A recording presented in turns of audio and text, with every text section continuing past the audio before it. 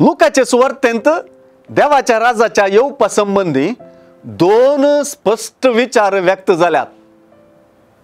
पयलो विचार देवाचे राज तुमचे मदेंच आसा म्हणल्यांत व्यक्त जाला, तर दुसरो मनशापूत आपल्या दिसा दिश्टीक पडतलो म्हणल्या उतरांनी व्यक्त जाला।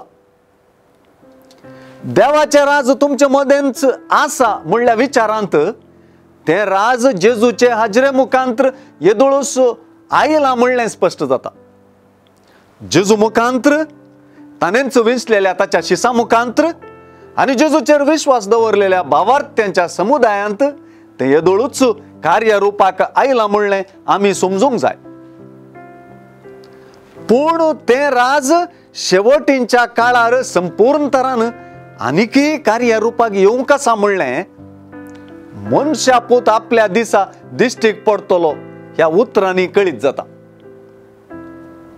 पूण ताचे पयलें ताणें जायतें सोसूंक आसा आनी हे संततेन ताका निराकरूंक आसा म्हणटना तें कार्यरूपाक हाडपांत आटापचे कश्ट, पंत आव्हानां, सलवनी आनी निराकारणी व्यक्त जाल्यान